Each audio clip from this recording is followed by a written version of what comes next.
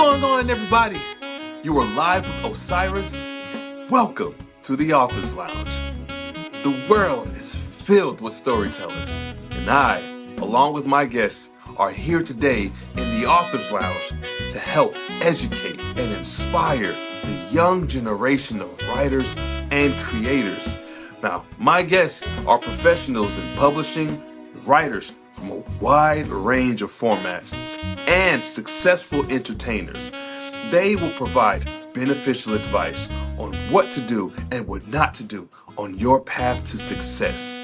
So, without further ado, I'll present to you our next guest. Let's go. Hey, thank you so much for everyone taking the time out of the day to tune in to today's episode. I gotta say, my man, my boy, Jose Pichardo Jr., he has come through again, and he has introduced me to a wonderful person who I learned also lives in the same state. So my man lives on the opposite side of the country, yet I'm connected with somebody who lives like probably 45 minutes away from me. But nonetheless, our guest today is someone who is specializes as a writer. She is also a marketing consultant, has a great background within social media, and understands how that all operates. So we'll get into that and see what we can provide everyone here. So without further ado, I present to you the wonderful Miss Kaitlan Kinn. What's going on today? Hey there. Thank you so much for that warm intro. I am so excited to be here. Yeah, no, thank you. Thank you so much. And again, Jose, man, thank you. Thank you for this connection. So Absolutely. I want to, yes, ma'am. So I'm going to hop right into it because we understand what's going on in the world of social media and how social media and e-commerce and social commerce has really driven people to want to have a social media presence and help them. So just with your background, right, in social media, how would you say that helps the writer or the person or the brand in particular be able to expand past where they are if they've never used social media before? Yeah, that's a great question. I think, I tend to think about things through my own stories and my own experiences. And I think for me, I've been on LinkedIn for a long time. I've been on LinkedIn since I started my career 14 years ago. But I haven't ever really used LinkedIn the way I'm using LinkedIn today until the past 3 to 4 months. And the way I'm using LinkedIn today has been much more successful. And when I say successful, I don't just mean, growing followers or growing impressions. What I mean is helping me make connections with other interesting people who share my values, share an understanding of the problems that we are facing, and are committed to finding and advancing solutions to those problems. And I think that this experience has taught me something that's really relevant for a lot of brands right now. And it's that trust and authenticity on social media, but on any marketing channel that a company is using, and specifically on social media, trust and authenticity are the most important thing. So why I can say that with such clarity and conviction is because when I used to use LinkedIn in the past, it was very transactional. It was, I need a new job. I'm looking for a new job. I'm going to talk about that on LinkedIn, talk about what I'm looking for. This time, it's been much more, I need to share my stories and what I've been through, not just because I'm looking for additional career opportunities, but more so because I need inputs from other people about my authentic experiences in order for them to make more sense to me so that I can move forward into what's next. And then that is a very selfish reason. The bigger reason is through my writing and through sharing stories that are very vulnerable, very uncomfortable a lot of times to talk about, bring up hard emotions and difficult questions. By telling those stories, I've heard from so many other people, wow, I feel seen. I've experienced that too, and I thought I was the problem. Thank you for reminding me that I'm not alone. And when my content started hitting like that, it changed the reasons for why I was doing it. It suddenly became more about serving others than about whatever I'm trying to do for myself. Yeah. I think that the power in the message there shows how much you can be elevated yourself when you elevate others. When the focus is on you, not you, but the proverbial you, right? When someone puts the focus just on themselves and trying to elevate or progress through their career, they're less likely to progress as far as they could had they not reached out and brought others up with them. I'm a firm believer in if there's this ladder, I don't know, just creating a picture here. If there's a ladder that is 30 feet tall and you just happen to run out of energy, if you're trying to get to the top of the ladder, you're likely going to gas out before you reach even the halfway mark. But if you have other people climbing under you, they're more likely to if you're slipping, they'll probably hold on to your foot and push you up, and the same is like a domino effect. Everyone's helping somebody. You can't get there alone is the moral of the story. And I believe, because much like yourself, I've also seen it in the same manner when it came to social media. Being on LinkedIn, for example, I think I've had a LinkedIn account for a long time, but I never used it. In fact, I forgot I even had an account. So when I went to go set it up, once I realized, I think I want to go and pursue this social media thing in a manner which can be of use to the people. And then I learned, oh, I already have a LinkedIn account. Let's see what happens. But yeah, much like yourself, it's grown exponentially within a matter of months because people connect to stories that resonate with them. And I think that's in the message here is just be willing to help other people. And I believe also, right, when it comes to social media and how maybe it ranges from influencers or professionals or whichever the platform it is, I think it definitely does change the approach and how you tackle a story that you want to convey on social media. So you have experience on LinkedIn. What other social media platforms do you have experience in also? Yeah, so my other primary channel right now is Substack, which I'm having a lot of fun with. I am just beginning to test it out. I've been writing there since March, but not with any kind of structure, and I've been going through a really like transformational growth process, so I'm still finding my voice on that platform for sure. And then the other platform I use is Facebook, which I was not on Facebook for a while. I left that platform for about 3 or 4 years, I think, and recently returned to it at first because I work part-time with a nonprofit organization, and part of my role there is social media manager. And their big channels are Facebook and Instagram. So I had to hop back on the Facebook train. And so I did that, but I also started using my own profile to reconnect with people from my past that I had lost touch with, not because I don't love and care about those people, because I do. I have a very strong community on Facebook. When I was pregnant with my son, who's 11 now, I joined a community on Facebook of women who were all due around the same time.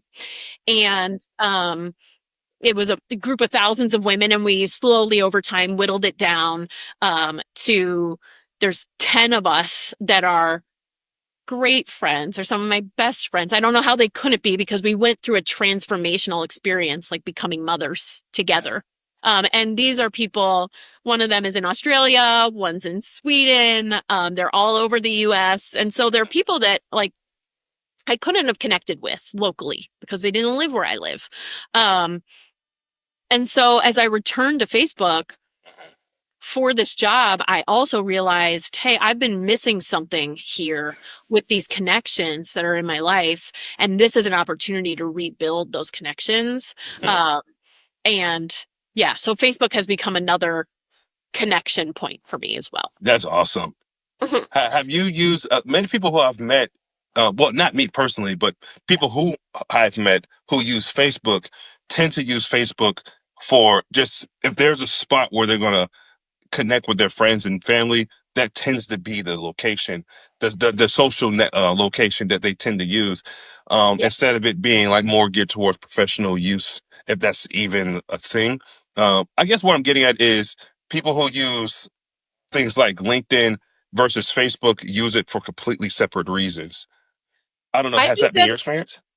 I think that's true. I also think that I am thinking differently than I've thought in the past about what professional and what work means to me.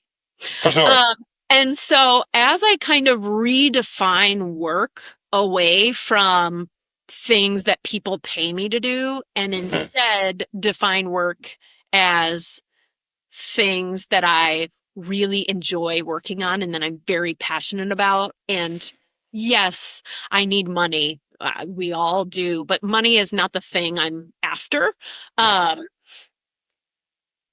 so it's blurred the lines a bit for me. And I'll say a little bit more about this because the coolest thing I've ever done on Facebook that is close to work is something that I created all on accident. Back when I was living in Winston-Salem, North Carolina, I got interested in gardening for the first time. I had never had a garden before. I was a city girl. I don't know what, a green thumb is or whatever. But I tend to also be someone who like gets really focused on my interests. And so I got really into gardening and um my garden was massive. It was more square footage than my 4-story house. It was insane. Because Wow. it was very intense. And through that intensity, um, I didn't just want to have a garden. I wanted to tell stories about the garden. And so I did that. I started telling stories about the garden and I started then meeting other people who had their own experiences and their own gardens and farmers who are working on a small scale and doing really sustainable, interesting things with farming. And that turned into a Facebook community of people that also met in person. We would get together and do things like garden tours or farm tours or plant store tours or whatever. But it turned into this grassroots organic community that now has 1,000 people in it. And that was never the intention. The intention was just to share stories. And look, Osiris, if I could be totally honest, do I want to be a social media marketer for the rest of my life?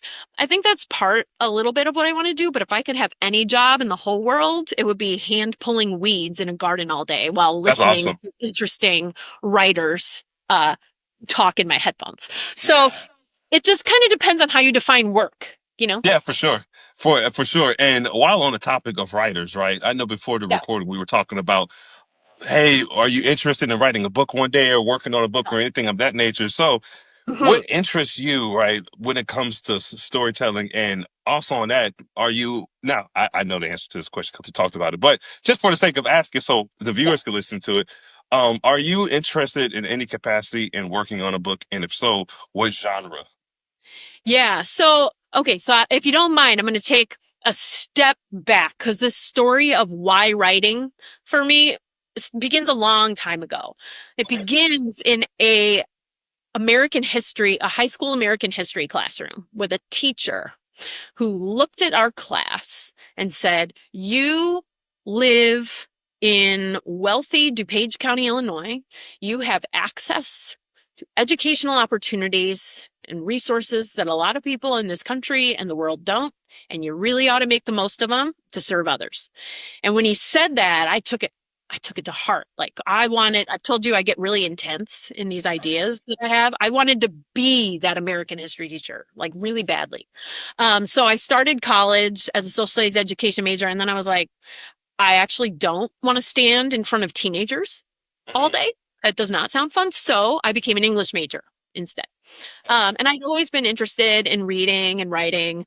I really leaned into that in school. And the kind of writing that I liked and reading that I liked to do at that time was with those social studies majors that I had met in my first couple of years of college. I liked to meet with people who agreed that there are problems in our world, but who disagreed completely on the best ways to solve those problems. I wanted to find the people who were like, your ideas are very progressive. I do not like that. My ideas are very conservative. And then I liked to talk it out with them. This was before social media algorithms had kind of put us in echo chambers and made us afraid to talk to one another about things like that. I loved doing that. And so I left college that kind of person. And I said, I really want to be a writer. And those same cultural forces where I came from said, oh, well, writers don't make any money. So you should go to business school instead. And I did that because I thought that that's what I had to do because I had a family. My husband's a mechanic. And so I thought, if I go to business school, then my earning potential will be really great. And then we'll be able to, do all these things. And I never lost, though, that care for others and that ability to see systemic injustices and the desire to want to change them. And I bit my tongue for a really long time in the corporate marketing world. And what that led to for me was a lot of a lack of confidence, limiting beliefs. I believed that if I wrote or talked about things I saw in the business world that I didn't like, that no one would ever hire me again. And that's not true. That's just not true. And so anyway, all of this to say, I've been interested in writing for a really long time. I let other people's opinions and beliefs and values outweigh mine. And I did that for a really long time. And now I'm in a place in my career, I've done enough healing of the traumas that I've been through, and I understand enough about myself to know it is time to write the long form piece I've been wanting to write for a long time. And so, yes, I am very interested, and I'm hoping to begin writing a novel, historical fiction about our current moment, and the moment we've been living through in a really accelerated way these last few months, but that's been happening for centuries. I want to write a novel that really highlights some of the things I've experienced. Oh, that's man, what a freaking story. Wow. So you said some things in there that made me think about even with myself. And it was exactly what we were speaking about beforehand about like why I really started the show. And it's reasons like that. Thankfully, you didn't lose that touch. But for Yeah. many people, they lose it Yeah. altogether. They go into the workforce completely, whether or not, well, this is more specific to those who go into the workforce who know that they don't want to really go into the workforce for Yeah. themselves particularly, but they're doing it because they told that's what you're supposed to do. Um, Mhm. and those who are creatives at heart, or even if they're not a creative at heart and they know that they want to do something else, but instead they're going with society and what Yeah. society deems to be the more effective and the more appropriate route. But in particular with you going into what your career field and still having that issue your with your with your message of wanting to be able to still be a storyteller in some sort of aspect. You want to be a writer and know that, hey, there's no real money in writing. But you look around and there's like millions of people who benefit from writing. But Yeah. society puts this fixation on it's not a real job. You need to Mhm. go to college and you need to go get a degree specific and go find a job. And I'm not knocking that at all because it works for many people, but some people are miserable. Some people go through that and they're miserable and they wish that they had just listened to their gut because most of the time your gut is correct. Yeah. And they see other people who follow their gut, or even there's been friends that they may have had who stayed in that career field that you were going to go into. And years down the line, you see them doing something that you could have done as well, but you decided, again, not you, but just in general, Yeah. that you, the Yeah. person decided to, dang it, if I had just listened to my gut. But I also don't want to encourage people to live with regret because that's an easy way to be regretful. Instead, like seize Yeah. the moment now. Like no opportunity goes unnoticed. I think that they should to seize the opportunities when it comes. And for you, you never lost it, but if you had, I would imagine it would have come back to some aspect. And here you are now. You have your own platform. You're expounding upon different methods of how to grow your platform, not just for impressions, but how to grow your platform so more people can be impacted by the power of your story. Right? Would you say that's a safe assumption? That's totally right. And it brings me back to our dear friend Jose, who you mentioned at the beginning of the show. He said to me, every lesson is a blessing. And that is such a clear way to describe everything that I've experienced. I spent 14 years in corporate America. I did not listen to my gut, and I was not happy for most of those 14 years, but I have no regret, maybe a little regret, but mostly no regrets anymore, because I know that all of the things that I've learned, everything I've been through is not will someday, but actively is right now helping other people learn and grow and trust their gut. I met with a young, amazing, beautiful woman who she's 23, and we were talking about she's looking for her next opportunity. Actually, I think she made the decision to go to California and chase her dreams. Like, she's on a good path now. But we were talking a few months ago, and she said to me, I really wish that I had become a botanist. And I said, girl, you're 23, become a botanist. There's plenty of time. You don't have to, just because you made some decision some time ago in the past, whether that was 14 years ago, like me, or 2 years ago, like her, or, whether you're retired now and you wish you would have made a decision right when you graduated college 40 years ago or whatever, it doesn't matter. I firmly believe every lesson is a blessing. And if you use those lessons, then you can get wherever you want to go.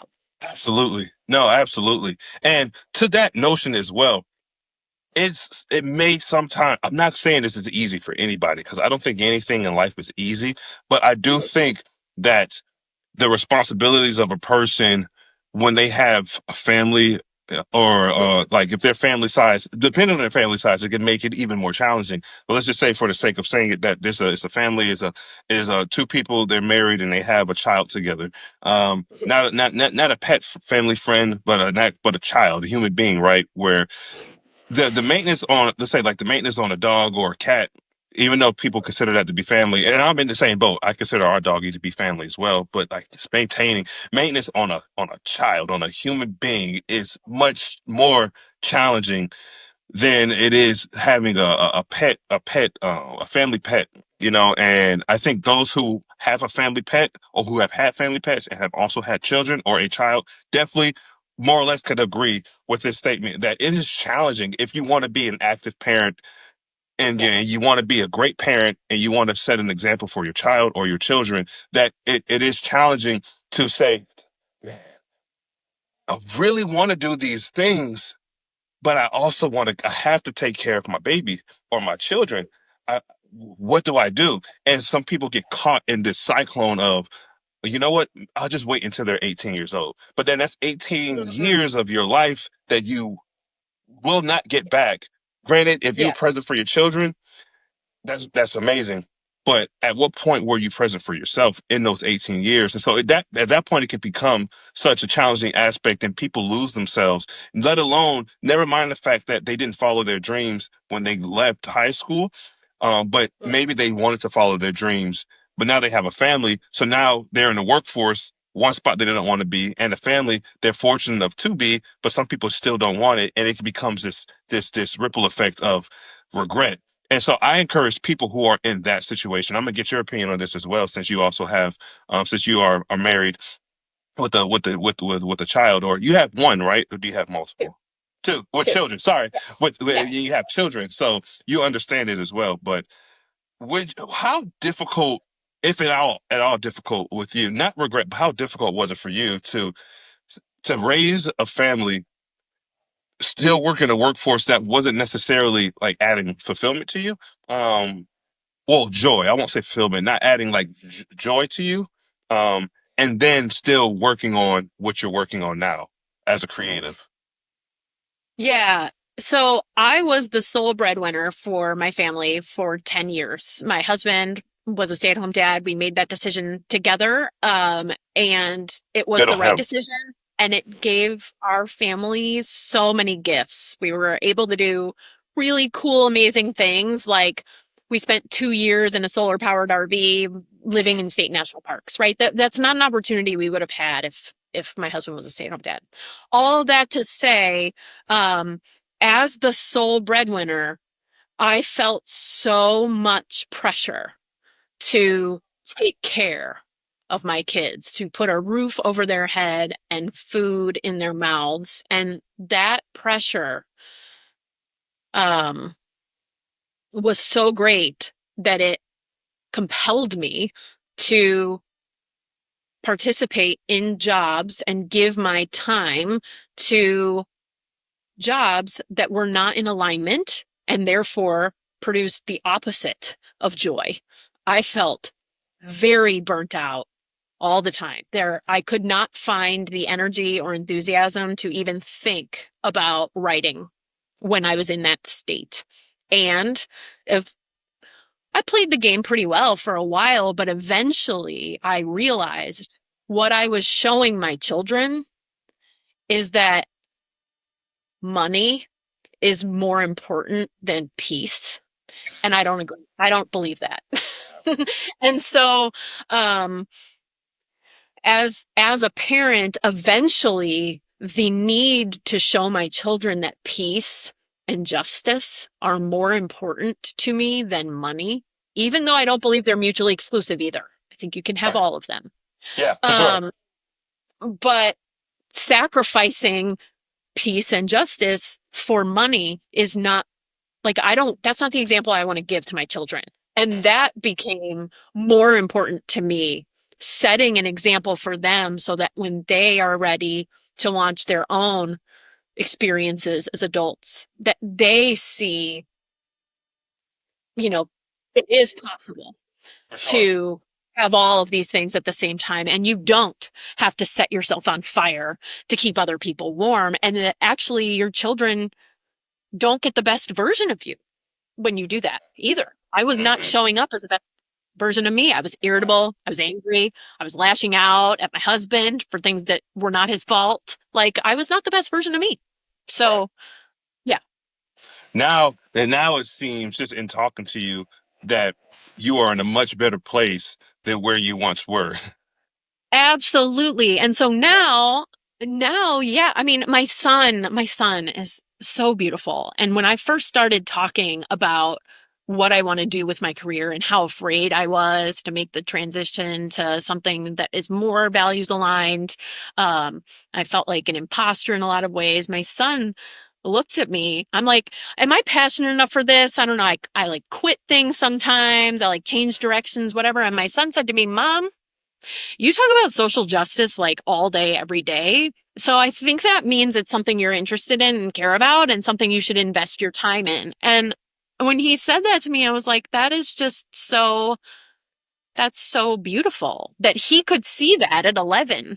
That's exactly that's what I want to teach him is that if there's something, whatever it is, writing, whatever, it doesn't matter what it is. It's different for everybody, thank goodness.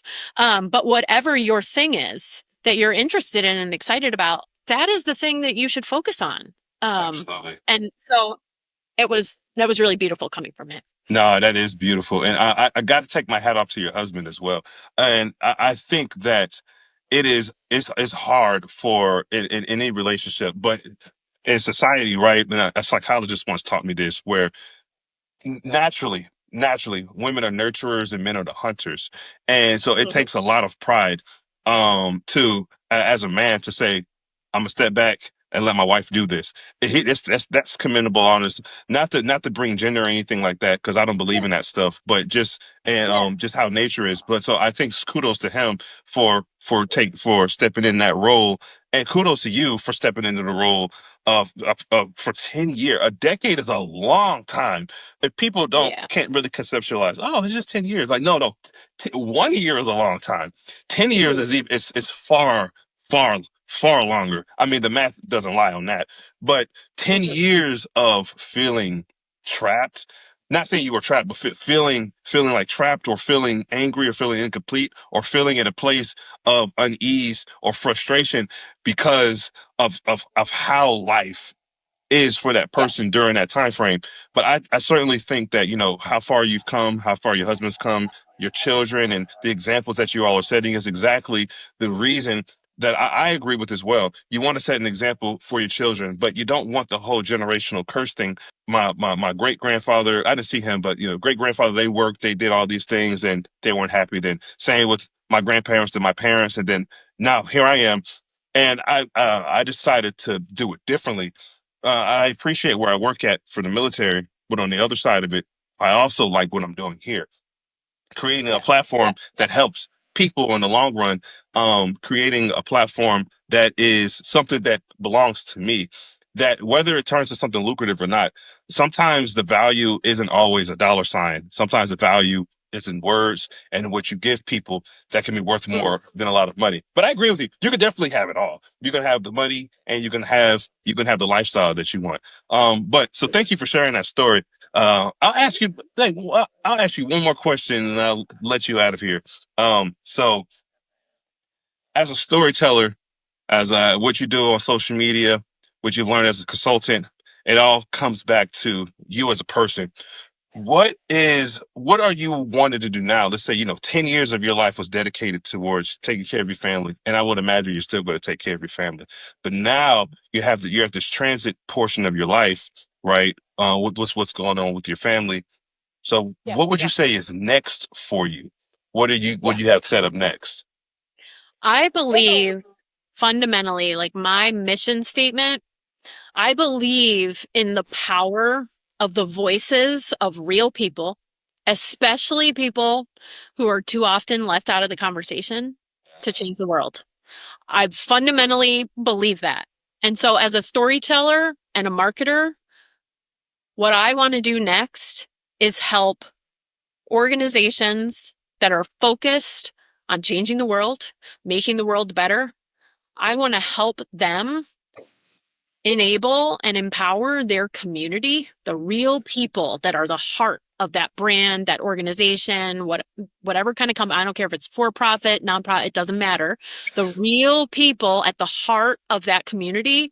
I want to make it so easy, so turnkey, so simple for real people to tell their stories, because real stories are relatable, they're authentic, people believe them, and they do change the world. So that is what I am really excited to already have the opportunity to work with a local nonprofit in my community, as well as a for-profit company that I'm partnering with right now to help bring that storytelling work to life. And I think there are also a lot of for-profit companies out there right now who are very concerned about a lot of things that are happening in the world, but don't exactly know the best way that they can help be part of the solution. There are so many interesting projects. I mean, I'll bring it back to Jose again, because he's incredible. There are so many interesting teams like the one Jose works on that are doing really important work and have been doing it for a really long time.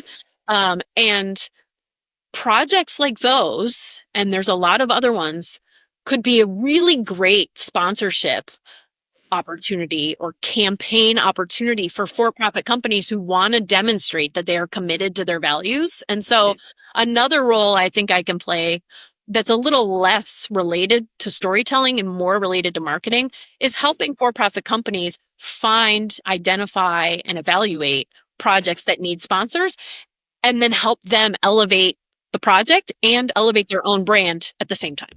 Oh, yes. Wow. Well, you certainly have an objective, you have a goal in mind. I'm interested in hearing, like, as time progresses, how things are going, but I'm willing to bet. I have a feeling. I have a feeling that in what you are wanting to do, it's going to far exceed what is going to happen for you. Like your thoughts of what's going on right now.